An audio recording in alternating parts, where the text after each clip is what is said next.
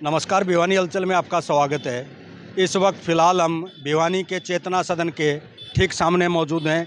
हालांकि ये चेतना सदन का जो मुख्य द्वार है अब बंद है। ये चेतना सदन वह चेतना सदन है जो काला दिवस जिसको पूरा देश मना रहा है 25 जून को, इमरजेंसी के दौरान ये चेतना सदन परिवार काफ़ी पीड़ित रहा था। 3 पीढ़ियों को गिरफ्तार करने तक के आदेश जारी हो चुके थे। पूरा परिवार की रूहें काँप गई थी। पूरे देश प्रदेश में चुनिंदा नेताओं को, बड़े बड़े नेताओं को आपातकाल के दौरान गिरफ्तार कर लिया गया था। इस परिवार से मुखातिब भी कराएंगे, परिवार की जानकारी भी लेंगे, आखिर किस प्रकार से परिवार को यातनाएं दी गई। चेतना परिवार में श्री भगवान वशिष्ठ जी हमारे साथ मौजूद हैं, इनसे जानकारी लेंगे। आखिर जो 3 पीढ़ियों को गिरफ्तार करने के आदेश दिए गए थे, किस प्रकार का वाक़या था, किस भाई साहब स्वागत है सबसे पहले आपका। बहुत बहुत आभार। आपने इमरजेंसी के इस काले दिवस को मनाने के अवसर के ऊपर मेरे को अवसर दिया, मेरे परिवार के पास में आए, हमारी पीड़ा को सुनने आए। ये सबसे बढ़िया बात है लोकतंत्र के अंदर। आप लोग ही माध्यम हो जो समाज को ये बता सकते हो, और वैसे भी इतिहास के अंदर ये बातें नई पीढ़ी को ये जानकारी नहीं है इमरजेंसी की। सब लोगों के लिए ये पता नहीं गिरफ्तार हुए होंगे, क्यों होंगे। ये जो सामने आप बिल्डिंग का हिस्सा देख रहे हो, 25 जून की रात को लगभग 11:30 बजे के आसपास मैं और दादाजी बरामदे में सोए हुए थे, और उस दौरान में डीएसपी मनोहर लाल होते थे यहाँ, वो आए और उन्होंने आके ये कहा कि भाई रविंद्रनाथ जी मेरे दादाजी थे, उन्होंने कहा कि रविंद्रनाथ जी आपके बेटे और पोते तीनों के वारंट है। मेरे पिताजी देवव्रत वशिष्ठ वो छत के ऊपर सोए हुए थे और मैं दादाजी के पास में था, श्री भगवान वशिष्ठ। तो दादाजी बोले भाई रात को 11:30 बजे मनोहर लाल जी कोई कारण नहीं बनता कि आप रात को आके जो है यहाँ को। बोले जी ऐसा है, मेरे को तो अब आदेश हुए सरकार के निर्देश और आपको अभी चलना है। तो दादाजी बोले भी ठीक है, अगर जो मान लो चलना ही है तो हम आप सुबह आएंगे और सुबह आपके साथ में चल पड़ेंगे, आप सुबह आ जाना। बोले पंडित जी कहीं ऐसा नहीं हो कि गड़बड़ हो जाए, आप लोग चले जाओ, मैं पुलिस छोड़ देता हूँ। बोले नहीं, कोई पुलिस की ज़रूरत नहीं, सरकार का काम है, सरकार ने बुलाया है तो कोई नहीं, हम आ जाएंगे। सुबह 6 बजे जो है पुलिस का अमला यहाँ आ गया और दादाजी पंडित रविंद्रनाथ वशिष्ठ जी को और पंडित देवव्रत वशिष्ठ को, दोनों को यहाँ से अपने साथ थाने में लेके गए। मुझे डीएसपी की भी मेहरबानी मान लो उस टाइम पे, या शहर देता मान लो, उनको ये कहा गया कि भाई बच्चा नाबालिग है, अगर ज़रूरत होगी तो दोबारा बुला लेंगे, नहीं तो इसको एक बार छोड़ देते हैं। स्थिति का किसी को पता नहीं था, अस्पष्ट स्थिति थी। वहाँ उनको थाने में ले जाया गया। इस दौरान में जितने भी कार्यालय में मेरे पास में, क्योंकि ऑफिस उस टाइम पे लैंडफोन हुआ करते, कभी चौधरी देवीलाल के यहाँ से, डॉक्टर मंगल सेन के यहाँ से, हिसार से बलवंत राय ताल के यहाँ से, बलदेव तायल जी के यहाँ से, अलग पंडित श्री राम शर्मा रोहतक के यहाँ से, चांदराम हुआ करते, शेर सिंह जी, उनके यहाँ से, सब जगह से ये फ़ोन आ रहे कि भाई कौन आदमी गिरफ्तार हो गया, कहाँ कौन हो गया। हमें किसी को अंदाज़ा नहीं कि कौन गिरफ्तार हो चुका है या कौन नहीं हुआ और क्या कारण है। 8 बजे जब हम थाने में पहुँचे हैं, वो तो गिरफ्तार हो चुके, उनको तो पिता पुत्र को दोनों को थाने में ले गए। और 8 बजे के आसपास हमने सोचा कि अब वो सुबह 5-6 बजे के गए हुए हैं, उनको कोई नाश्ता पानी दिया जाए। तो मैं खुद जो है साइकिल के ऊपर वहाँ गया हूँ नाश्ता लेके, उनके 2 टिफ़िन। तो वहाँ भीड़ हो रही बहुत ज़्यादा। सागर राम गुप्ता भी अरेस्ट हो चुके थे, हीरा नदारिये को भी, ठाकुर बीर सिंह परिवार के ठाकुर बीर सिंह, नरेंद्रजीत सिंह, विक्रम सिंह, लाल सिंह, कंवर लाल सिंह, जितेंद्र सिंह, ये चारों उनके परिवार से थे। अन्य लोगों को इन्होंने गिरफ्तार कर लिया, लेकिन जब थाने में गए तो उनको किसी को भी ये नहीं बताया गया कि आप गिरफ्तार हो चुके हैं। सबको ये लगा कि थोड़ी बहुत देर में जो है ये भीड़ थाने के अंदर इकट्ठी हुई है, जिन जिन की जमानत होगी वो हो जाएंगे। हमने वहाँ से पूछने की भी कोशिश की तो पुलिस का अटपटा सा जवाब था, उनको भी नहीं पता था कि भाई कैसे क्या होना है। 11 बजे के आसपास हम सब लोग जो हैं, जो उनके परिवार के थे, वो सब अदालत में पहुंच गए। भिवानी में एक ही अदालत हुआ करती है, हम उस अदालत में पहुंच गए कि अब इनको पेश करेंगे। लेकिन वहाँ तो 1 बज गया, 1 बजे तक किसी को भी नहीं लाए, कोई थाने में वहाँ अदालत में पेश नहीं किया गया। 2 बजे वापस फिर थाने पहुँच गए कि जी अब क्या करें। वो देखा तो वहाँ तो थाना खाली, बिल्कुल सब वहाँ से जा चुके थे, जितने भी कैदी जो इन्होंने लिए थे। इमरजेंसी के दौरान कार्यकर्ता था, कोई संघ का कार्यकर्ता था, कोई किसी सोशलिस्ट पार्टी का था, कोई समाजवादी पार्टी का था। तो जो भी विरोधी दल के थे उनको सबको जो है गिरफ्तार करके और बसों में दूसरी जगह पे ले जाया गया। ये जगह किसी को भी नहीं पता था कि कौन किस जेल में ले जाया गया है। 20 दिन तक मेरा ऐसा ध्यान है कि लगभग कम से कम 20 दिन होंगे जब तक हमें ये ध्यान नहीं पता लगा कि मेरे पिता, मेरे दादा कहाँ हैं, या जो देवीलाल कहाँ हैं, या ठाकुर वीर सिंह कहाँ हैं। मतलब किसी का भी ये नहीं पता लगा हमें कि भाई कौन कहाँ है। उसके बाद में एक दिन अचानक जो है जो देवीलाल का तबादला हिसार जेल से महेंद्रगढ़ जेल, जिसे सख्त जेल माना जाता था, महेंद्रगढ़ जेल में किया गया। महेंद्रगढ़ क्योंकि उस टाइम पे यही सड़क हुआ करती, और जो देवीलाल का यहाँ पर बहुत आना जाना परिवार के अंदर रहा है। उन्होंने 1972 का चुनाव जो है हमारे घर से ही लड़ा था, तो शाम में मुख्यमंत्री के खिलाफ। उस दौरान में जो देवीलाल ने अपनी बस वहाँ रुकवाई, जेल जो कैदी की जेल थी वो थी बस। उस बस को रुकवा के उन्होंने कहा कि मैं पहले यहीं खाना खाऊंगा और फिर चलूँगा आगे। तब उन्होंने हमें सूचना दी कि पंडित देवव्रत जी और रविंद्रनाथ जी सहित भिवानी के जितने आदमी हैं और अधिकांश शहरों के आदमी वो हिसार जेल, जो कि सबसे बड़ी जेल हरियाणा में थी, वहाँ पे गिरफ्तार किए गए, बंद हैं।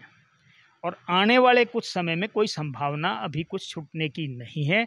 तो आप लोगों को जो अपना जुगाड़बाजी, जो कुछ अपने घर गृहस्थी चलाने का काम हो, वो संयम से, विवेक से और शांतिपूर्ण ढंग से चलाना है। कोई इसमें आक्रोश दिखलाओगे तो जो बचे हुए हैं, आपका तो एक पोता भी मतलब जो है ना वो बचा है, तो इसलिए कहीं ऐसा नहीं हो कि उसको भी अंदर ले जाएं। आप अपने शांतमय ढंग से इस समय को निकालो।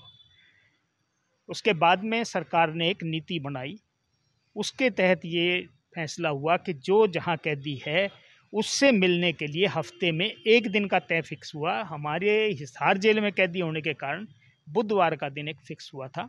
वहाँ पर जाने के बाद में हिसार के उपायुक्त ही परमिशन देते थे, और परमिशन देने के बाद में आपको 1 घंटे एक आदमी से वो मिल सकते थे, एक कैदी से कोई भी। मेरे पिता और दादा दोनों हिसार में थे, तो इसलिए तकरीबन हम कोशिश करते कि भाई 2 आदमी चले जाएं साथ में। माँ चलेगी, मैं चला गया, मेरा भाई चला गया, तो 2 व्यक्ति चले जाते, वो मिल लेते हैं।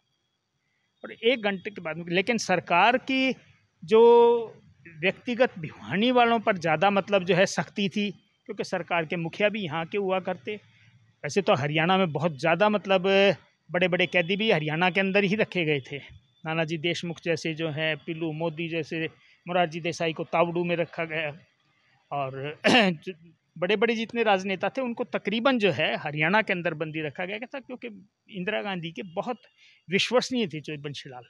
तो चोई बंशीलाल ने विश्वास दिलवा रखा था कि हरियाणा के अंदर आने के बाद में आप जैसे चाहेंगे वैसी व्यवस्था रहेगी। तो उन्होंने तकरीबन मतलब कैदियों को यहीं रखा था हरियाणा के अंदर। लेकिन हरियाणा में विशेष रूप से भिवानी के लोगों को जो है वो ज़्यादा कष्टदायी जीवन बिताना पड़ा, बहुत ज़्यादा समस्याओं से का सामना करना पड़ा। इमरजेंसी से पहले जो आज के समय में इमरजेंसी में एक फ़र्क था कि कोई भी परिवार ऐसा नहीं था उस टाइम पे, चाहे वो कितना ही आर्थिक रूप से सशक्त हो, इतना नहीं था कि भाई उसके पास में कोई 2-4 साल का कोई पैसे का इंतज़ाम हो, या व्यवस्था घर के अंदर अनाज की, कपड़ा पानी की हो। तो सबकी अपनी अपनी व्यवस्थाएं एक सीमित दायरे के अंदर थी। तो सबके 3-3 महीने में, किसी का 6 महीने में, 4 महीने में हालात सबके ख़राब होने चालू हो गए थे। और बड़ी उस स्थिति के अंदर भी मेरे परिवार को प्रताड़ना के लिए 2 जेलों में स्थान तब्दील किया गया। जैसे दादाजी हिसार रखे गए तो पिताजी को करनाल जेल में भेज दिया, ताकि जाने वाला एक दिन में एक ही जगह जा सके, मिलवाई हो ही नहीं सकती उसकी। और जाएगा तो 10 रुपये मान लो हिसार के खर्च होते हैं, तो 30 रुपये वहाँ के खर्च करने पड़ेंगे। साधन 30 का भी नहीं था और साधन 10 रुपये का भी नहीं था परिवार में। लेकिन फिर भी चलो, जो व्यवस्था थी उसके अनुरूप जैसे भी टाइम निकला वो निकाला गया।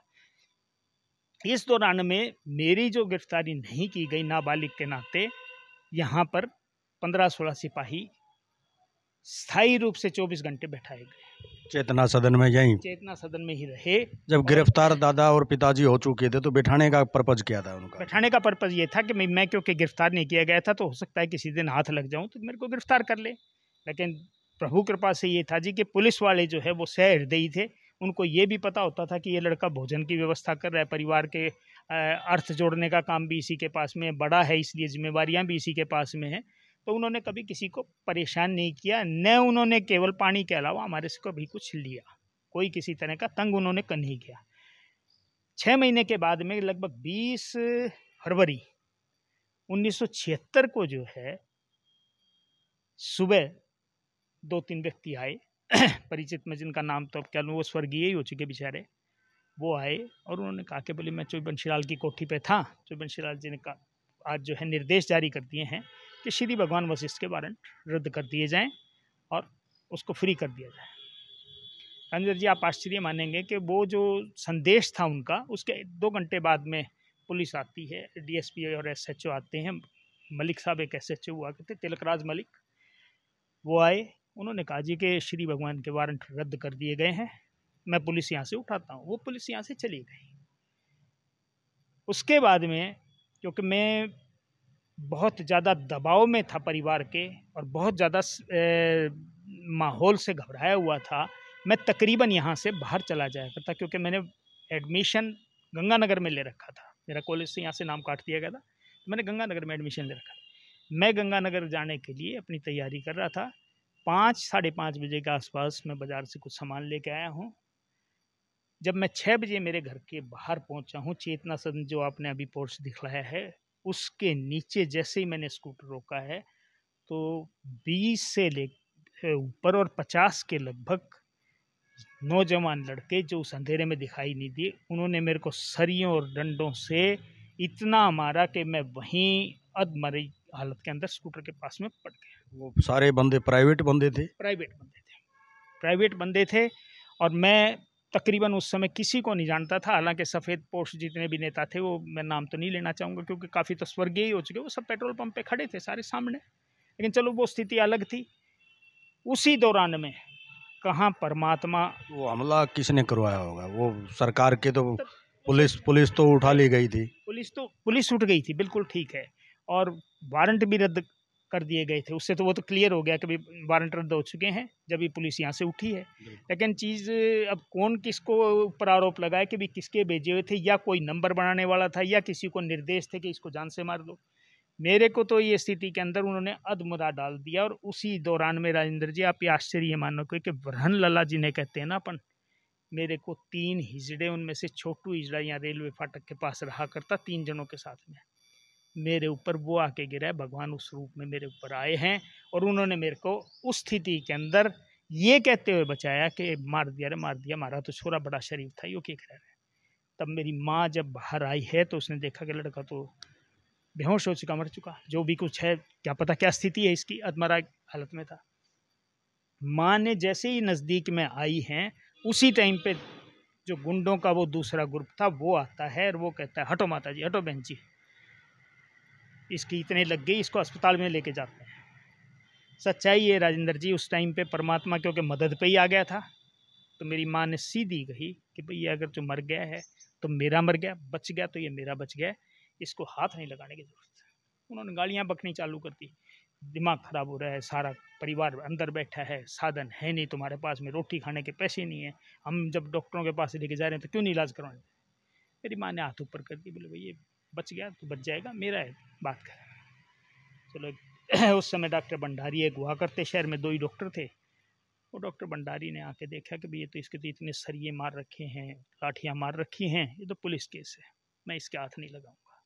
माँ ने निवेदन किया कि डॉक्टर साहब और तो कुछ नहीं कर सकते, आप परिवार के बड़े हो, परिचित हो, पैसे देने की हमारी हालत नहीं है, आप इसका दर्द के इंजेक्शन लगा दो। उन्होंने वो दर्द के कोई 2, 4, 5, 6 इंजेक्शन लगाए होंगे, बिना पैसे के लगाए होंगे, पैसे की व्यवस्था तो थी ही नहीं राजेंद्र जी। वो चले गए। बाद में इंद्र जी रात को कोई 1:30-2 बजे के आसपास एक जुई का था चौधरी कोई, उसने 4 व्हीलर रोका है और मेरी माँ 2 मेरे साथियों के साथ में मेरे को रोहतक मेडिकल लेके गई हैं। 2 छोटे बहन भाई मेरे यहाँ थे और मेरी माँ मेरे को लेके चली गई रोहतक मेडिकल में। वहाँ पे 10 दिन तक के बाद में 10वें दिन मेरे को जो स्थिति नज़र आई वार्ड की, उस वार्ड में क्योंकि मैं तो एक किस्म से अपनी याददाश्त भूल चुका था, न मेरे को ये पता कि भाई तेरे साथ में क्या हुआ है, न मेरे को ये लगे कि है क्या मामला। जब मैंने देखा तो बेड के ऊपर जो है सारे आसपास सभी कुछ परिचित से चेहरे नज़र आए।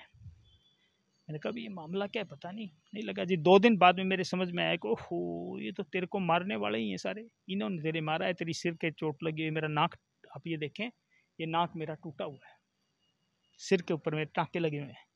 लेकिन चलो मैंने रात को जो डॉक्टर थे ड्यूटी पे जिसने मेरा ये चालू किया था इलाज, वो रात को आए दौरा करने के लिए।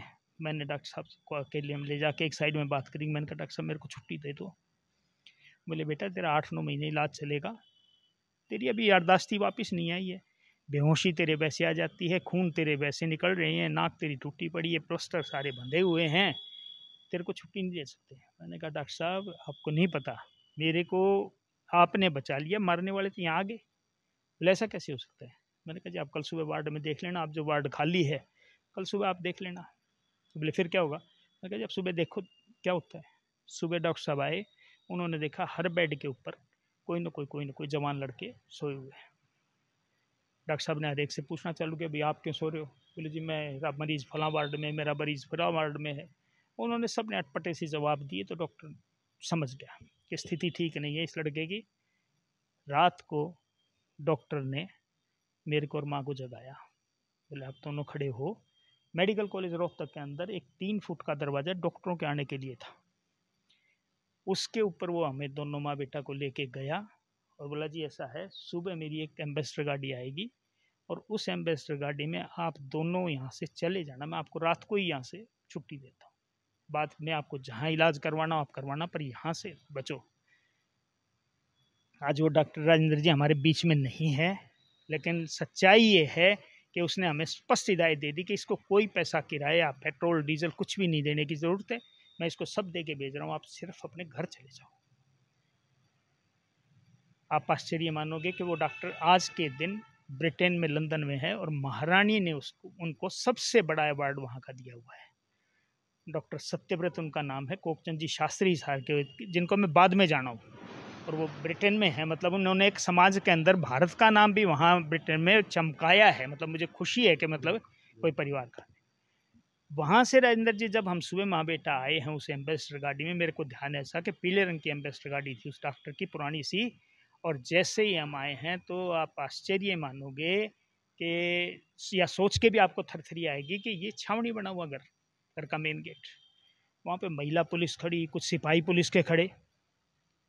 अब हम माँ बेटा डर गए कि ये मामला क्या है, यूँ क्यों खड़े हैं। तो एकदम से उतर के जैसे हम दोनों उतरे तो बोले जी संतोष जी आप? माँ के पता नहीं विवेक कैसे आ गया, कैसे बुद्धि आ गई। वो बोली नहीं मैं तो सरला हूँ, सरला मेरी बुआ का नाम है। बोले मैं सरला हूँ। बोले संतोष कहाँ है? बोले मेरे को क्या पता संतोष कहाँ है, मैं तो आपके आगे गाड़ी से उतरी हूँ। बोले अच्छा, हमें सारे घर की तलाशी लेनी पड़ेगी। उन्होंने घर में देखा दूसरी महिला कोई थी नहीं, तो बोले ऐसा है उसके वारंट है संतोष के, और आपको बाद में आ जाएं जब हमें बता देना। तब राजेंद्र जी हम जो है यहाँ से माँ बेटा दिन में थोड़ा सा साधन जोड़ के और रात को फिर हम दोनों माँ बेटा गंगानगर चले गए। बाद में हालातों के साथ में कोई मुकाबला कर नहीं सका। गंगानगर जहाँ एड्रेस आपका एडमिशन हुआ हुआ हाँ एडमिशन किया हुआ था। मेरे मामा जी वहाँ प्रिंसिपल थे वहाँ बीएड कॉलेज में, तो मैंने एमडी कॉलेज से गंगानगर से बीकॉम एमकॉम किए, वहीं था मैं गंगानगर में। लेकिन तंग करने की स्थिति राजेंद्र जी ऐसी थी कि एक अवसर ऐसा आया था कि हमारे हरियाणा के बहुत बड़े नेता हुए हैं, स्वतंत्रता सेनानी है पंडित श्री राम शर्मा, जिनका बड़ा सम्मान से नाम लिया जाता है। एक बार एक ऐसे हालात मेरे मजबूर हो गए। इसमें श्री भाई साहब एक बात बताओ, परिवार के सदस्य जो दादा पिताजी थे कितने समय तक जेल में रहे लगभग? राजेंद्र जी ये समझो कि जी पिताजी रहे हैं करीबन 19 महीने 6 दिन के आसपास। पिताजी को इमरजेंसी हटने की स्थिति से एक दिन पहले अम्बाला जेल से रिहा किया गया, और दादाजी को इमरजेंसी हटने के बाद में 20 दिन बाद में रिहा किया गया था। यानी वारंट तो माताजी के भी जारी हो हाँ, चुके थे, लेकिन गिरफ्तारी नहीं हुई उनकी गिरफ्तारी नहीं हुई और मेरी भी गिरफ्तारी नहीं हुई। मुझे आपकी निरस्त चौधरी बंसीलाल ने की थी, आप हाँ, जैसा बता रहे हाँ, हैं। हाँ मेरा तो मतलब आदेश उन्हीं की तरफ से था कि भाई इनकी निरस्त की जा रही है। अब ये तो हवा की बातें हैं, किस चीज़ की बातें हैं जी कुछ नहीं पता। आज की स्थिति में तो ये लगता है कि मैंने वो समय कैसे निकाल दिया होगा। इमरजेंसी के जो पूरे देश में लगी थी, तो इसमें ये बताओ इसकी सरकार की मंशा क्या थी? क्या लोगों को तो पता नहीं, आज की युवा पीढ़ी को तो पता ही नहीं। ये सारी स्थितियां पैदा हुई थी जी हमारी देश की प्रधानमंत्री श्रीमती इंदिरा गांधी के चुनाव को लोकसभा से निरस्त कर दिया गया था 12 जून 1975 को। इलाहाबाद कोर्ट ने जो है उनका सांसद सीट से उनको अपदस्थ कर दिया। अपदस्थ करने के बाद में वो सुप्रीम कोर्ट चली गई। सुप्रीम कोर्ट में जाने के बाद में सुप्रीम कोर्ट ने भी इस मामले में फैसला दिया कि आप संसद में नहीं जा सकती। प्रधानमंत्री पद एक अलग चीज़ है, संसद में होना अलग चीज़ है। तो आप संसद में नहीं जा सकती। इसलिए उनको लगा कि भाई जब सुप्रीम कोर्ट भी ऐसा कर चुकी है और इधर जो है 12 जून के बाद में देश के बहुत बड़े नेता थे, लोक नारायण जयप्रकाश जी, उन्होंने जो है दिल्ली के अंदर बहुत बड़ा जयप्रकाश आंदोलन जो लंबा चला, जेपी आंदोलन जिसको बोलते हैं, वो चला था। और राजनारायण जी उस टाइम पे वहाँ इंदिरा गांधी जी के अनसीटेड होने के ऊपर राजनारायण जी को सीटेड घोषित किया गया था कि वो मेंबर पार्लियामेंट बने। वो भी बड़े फक्कड़ राजनीतिज्ञ थे, बड़े जुझारू थे राजनारायण जी।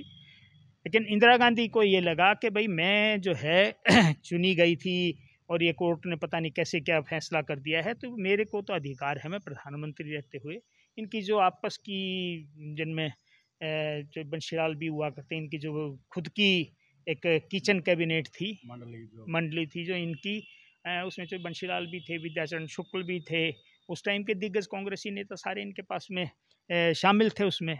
उन्होंने सब ने फिर ये फैसला किया कि भाई आप आपातकालीन स्थिति लगाओ, उस आपातकालीन स्थिति में अधिकार सारे आपके पास में होंगे, आप जैसा फैसला करोगी करोगे।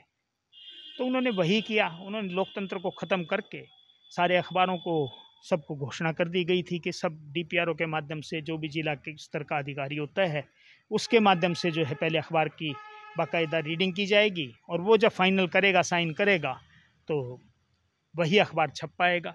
तो तकरीबन देश के अखबारों ने करीबन 6 महीने तक तो संपादकीय बिल्कुल कोरा छोड़ा था स्थान। वहाँ पर संपादकीय में किसी ने कुछ नहीं लिखा था। हमारे जैसे छोटे अखबार जिनको तंग करने के लिए सरकार ने बिजली भी काटी, सब कुछ किया। आप आश्चर्य मानोगे कि उस समय के डीपीआरओ का निर्देश था कि आप इसमें 20 सूत्री कार्यक्रम छापो, क्योंकि पिताजी का और दादाजी का दबाव था कि भाई हमें इंदिरा गांधी परिवार से या मतलब हरियाणा सरकार के परिवार से नहीं डरना है। इसलिए जब हमने 20 सूत्री नहीं छापा तो उस अखबार को तकरीबन हर हफ्ते के अंदर ये कहा जाता कि इसके पेज बदलो। फिर बाद में एक संजय गांधी का 5 सूत्री कार्यक्रम आया, फिर उस 5 सूत्री कार्यक्रम को छापने के लिए भी अखबार के ऊपर दबाव डाला गया। मेरे परिवार का 1957 से खुद का समाचार पत्र हमारा जो साप्ताहिक चेतना के नाम से प्रकाशित है, सारी जो हमारी राजनीतिक लड़ाई इन लोकतंत्र की रक्षा करने के लिए जो हम अखबार निकाल रहे थे उसी के ऊपर थी। तो बंशीलाल को ये लगता था कि भिवानी का मैं हूँ और भिवानी के ही अखबार वाले हैं, अगर ये भी मेरी मतलब बात के आगे नहीं झुकते हैं, नहीं दबते हैं, नहीं मुख्यमंत्री का दबाव मानते हैं, तो फिर राजकाज किस बात का। तो उसी को उन्होंने मतलब कायम रखने के लिए अपनी बात को उन्होंने हमारे अखबार को दबाने का काफ़ी प्रयास किया। आर्थिक रूप से चौधरी देवीलाल परिवार से भी चेतना परिवार काफ़ी क्लोज रहा है, जैसा आप बता रहे थे। तो शाम से उन्होंने चुनाव लड़ा, तो यहाँ का सेंटर यहीं था लगभग, ये यहीं सेंटर था। और 1972 में चौधरी देवीलाल जी ने इलेक्शन लड़ा था। चौधरी बंशीलाल जब चीफ मिनिस्टर हुआ करते तो वो चुनाव भी बड़ा मतलब बहुत कठिन चुनाव था और मतलब हर तरह से चौधरी देवीलाल को तंग करने की कोशिश की गई कि उनको तो जगह नहीं मिली थी कहीं भी। चौधरी देवीलाल को न तो शाम में मिली, ना भिवानी में, उनके रिश्तेदार थे भिवानी में, तो भी उनको जगह नहीं मिली। वो यहीं चेतना सदन में ही रहे और उन्होंने चौधरी रणजीत सिंह की जिम्मेवारी इस सीट के ऊपर थी, क्योंकि रोडी से भी चुनाव लड़ा जा रहा था, 2 जगह से चौधरी देवीलाल चुनाव लड़ रहे थे। उसके बाद में ये राजनीति का, हरियाणा की राजनीति का लगभग चेतना सदन एक किस्म से केंद्र बन गया था। पिताजी से और दादाजी से सलाह मशवरे के लिए बड़े बड़े राजनेता उस समय जो है, जो मुरारजी देसाई लगा लो, चौधरी चरण सिंह लगा लो, शेर सिंह जी लगा लो, जो उस टाइम के मतलब अपोजिशन के लीडर थे, वो तकरीबन जो है यहाँ आए हैं। चंद्रशेखर जी प्रधानमंत्री थे, वो भी आए। भिवानी में एक बहुत बड़ा कांड जो है गांव रिवासा के अंदर हो गया था, जिसमें दुर्भाग्य से बहन भाई के नंगे होने के आरोप लगे थे। तो वो कांड भी जो है चेतना में बहुत ज़्यादा प्रकाशित हुआ और बहुत ज़्यादा चर्चित हुआ था वो कांड। तो इन सब कांडों को लेकर यहाँ जो है जितने भी बड़े राजनेता आए, संयोग से सभी की रहने की, आने की, भोजन की व्यवस्था की जिम्मेवारी तकरीबन हमारे परिवार की। 1957 से चेतना साप्ताहिक चलता रहा है, आप जैसा बता भी रहे हैं, आज भी निरंतर जारी है। राजनीति में चेतना परिवार की कहीं कोई हिस्सेदारी नहीं हुई, किसी भी प्रकार की कोई आज तक न कोई हिस्सेदारी हुई। और ख़ास तौर पर शायद आपकी पेंशन भी नहीं बन पाई है। मैं आपको पेंशन के कागज़ दिखलाता हूँ कि आप अंदाज़ा लगाओ। मैं इस बात के लिए वैसे ये सरकार, भाजपा की सरकार, बहुत बधाई की पात्र है, और मनोहर लाल जी विशेष रूप से। मनोहर लाल जी ने 2015 में जो है हरियाणा राज्य में लोकतंत्र सेनानियों के लिए पेंशन लागू कर दी थी, और उस पेंशन को उन्होंने बड़ी ईमानदारी से और बड़े सम्मानजनक ढंग से लोगों को दिया। उसी सूची के अंदर मैं आपको कागज़ दिखलाऊंगा, उसके अंदर बाकायदा मेरा परिचय पहचान पत्र जारी हुआ है, आईडी नंबर मेरा जारी हुआ है, मेरे को ताम्रपत्र दिया गया है, मेरी पेंशन के सारे कागजात मंजूर हुए हैं। लेकिन वहाँ वो हर बार पेंशन को केवल इसलिए ये कह के रोका जा रहा है कि भाई आप एक दिन जेल में नहीं रहे। भाई जेल में जब जिसके 8.5 महीने उपायुक्त लिख रहा है, एसडीएम लिख रहे हैं, तहसीलदार लिख रहा है कि भाई ये नज़रबंद रखा गया, तो अब नज़रबंदी, वो तो एक दिन की जेल मांग रहे हैं, मैं 8.5 महीने रहा हूँ, तो आप उसको, उस अवधि को मानो ना। और फिर इतनी प्रताड़ना, जिसको जान से ही मार दिया, तो वो जेल में रख के क्या करोगे आप? माता जी को मिलती है पेंशन? माता जी को मिलती है, माता जी को पंडित देवव्रत जी के नाम की मिलती है पेंशन, उनके नाम की मिलती है। बाकी जितने भी यातनाएं जिस भी परिवार ने झेली हैं, चाहे वो राजनीतिक रूप से हो, परिवार हो, वो किसी न किसी रूप में आगे बढ़े हैं, लेकिन चेतना परिवार का कहीं कोई हिस्सेदारी किसी भी रूप में देखने को नहीं मिलती। ये क्या सरकारें चाहती क्या है, कि सरकारों की मंशा क्या होती है?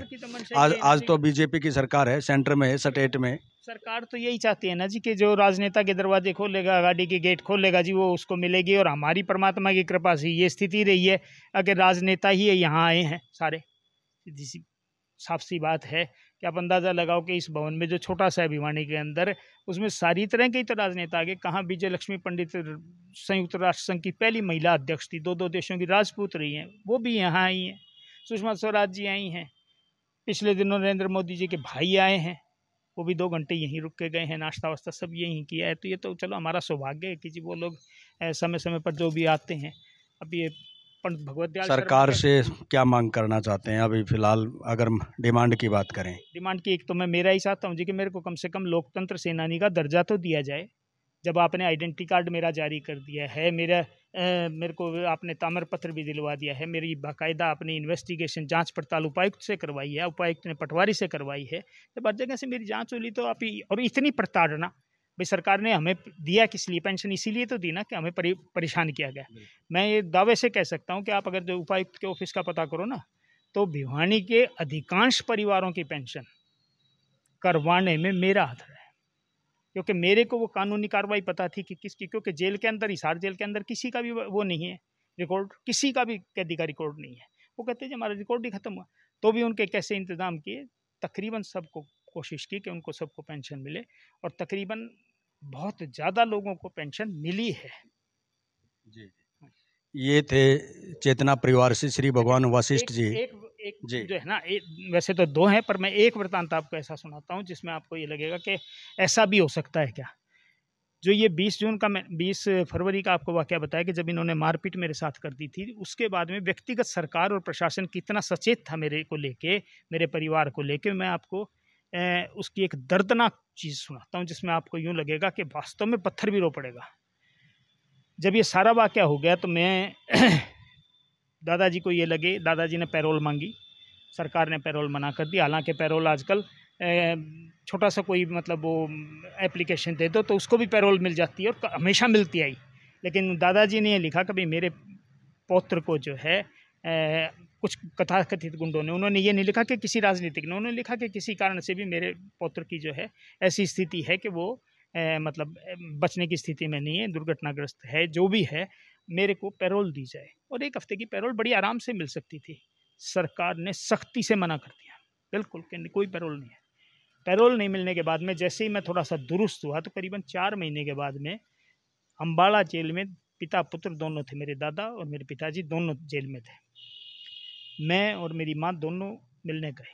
साधन वास्तव में बतला रहा हूँ आपके पास में कि भाई आप यूँ कहोगे यार पंडित जी आज तो आप अच्छी बढ़िया कमीज़ पहन रहे हो, पेन भी लगा रहे हो जेब में, लेकिन उस टाइम पे ऐसा जुगाड़ नहीं था। वहाँ से जिस जेल में जाना पड़ा करता तो बहुत दूर पड़ा करती, पैदल पाँव टूट जाया करते, और वापसी में ट्रेन के अंदर हो सकता है कई बार तो बिना टिकट के भी चढ़े होंगे। चलो हम जैसे माँ बेटा दोनों पहुँचे, हमने दोनों ने दादाजी और पिताजी से मिलने की 2 घंटे की मेरी को इजाज़त थी और माँ को इजाज़त थी। माँ को अपने ससुर से मिलने की और पति से मिलने की इजाज़त थी। शुरुआत के अंदर मैं पिताजी से मिला, मेरी माँ मेरे दादा से मिली। उस टाइम पे सीआईडी का एक आदमी इस साइड में बैठता था, इस साइड में बैठता था, बातचीत सुनते थे, बाकायदा वो नोटिंग भी कर लेते थे अगर कोई परिवार से अलावा कोई राजनीतिक बात है तो। राजनीतिक बातें थी ही नहीं, ख़त्म थी राजनीतिक बातें। मैं मेरे पिताजी से मिल चुका, पौना घंटे के बाद में पिताजी बोले बोले बेटा तेरे से होली, तेरी माँ से थोड़ी सी देर फालतू मिल जाएंगे, 15 मिनट मैं बात कर लेता हूँ। माँ इधर आ गई, मैं दादाजी की तरफ चला गया। मैंने जैसे ही उनके पैर छुए, राजेंद्र जी आप सुन के आपको रोना आएगा कि मेरे को पाँव नहीं छूने दिए गए उनके। बोले क्या कर रहे हो? मैंने कहा भी मेरे दादाजी हैं, पाँव छूँगा। और दादाजी की आँखें भरी हुई। तो उसी टाइम पे डीएससी भाग के आया, क्या कर रहे है तू, तेरा दिमाग खराब है? मैंने कहा जी क्या बात हुई? अनुमति है मेरे पास में, अनुमति मैंने दिखा के ही तो मिल रहा हूँ इनसे, 1 घंटे की इजाज़त है मेरे पास में। तो बोले ऊपर से निर्देश आ गए, तुम्हारा दोनों का मिलना कैंसिल हो गया, तुम दोनों नहीं मिल सकते क्योंकि तुम्हारा ब्लड रिलेशन नहीं बनता। ये राजेंद्र जी हकीकत में बतला रहा हूँ आपको कि ये कह के नकारा गया कि दादा पोता का ब्लड रिलेशन नहीं बनता, जबकि मेरी माँ का रिलेशन क्या बनेगा, वो तो बहुत ही दूसरे घर की बेटी थी, उनको तो मिलने दिया गया। हम दादा पोता रो गए, रो पड़े। बड़े बड़े राजनेता बैठे थे वहाँ, वो यूँ बोले यार इतनी तो शर्म कर लो इनको, कम से कम दादा चिपट तो लेने दो, दादा रो रहे हैं इसका तुम बात नहीं करने दो, हमारे को बात नहीं करने दी गई। ये हकीकत रहे। ये पीड़ा आप लोगों ने जो सुनी ये चेतना परिवार की है, और पूरे देश में इमरजेंसी जो लगी, देश में दिग्गज नेताओं को गिरफ्तार कर लिया गया, परिवार के सदस्य गिरफ्तार हो चुके थे, और 8.5 महीने ये नज़रबंद रखे गए। पुलिस पूरा बल, ये छावनी बनी रही। ये चेतना सदन प्रत्यक्ष है यहाँ पर, ये गवाह देता है, ये चेतना परिवार, चेतना सदन ये गवाह देता है। ये छावनी का वो दृश्य आज भी ये याद करके आंखों में आंसू आ जाते हैं। दादा से पोता नहीं मिल पाता है, कितने दुर्भाग्य की बात है। किस प्रकार का माहौल था, प्राइवेट गुंडे आकर के हमला कर देते हैं, बेहोशी की हालत में छोड़ करके चले जाते हैं। कैसे दिन गुजारे होंगे, किस प्रकार से दिन व्यतीत हुए होंगे। परिवार की आर्थिक रूप से किसी भी रूप में कोई भी सक्षमता नहीं थी, उसके बावजूद भी समय व्यतीत बिताया होगा, कैसे बिताया होगा। इनके किसी प्रकार का रोजगार अलग से कोई नहीं था, जैसा ये बता भी पा रहे हैं। उसके बावजूद भी वो कठिन दौर, वो कठिन दिन बिताए हैं इस परिवार ने।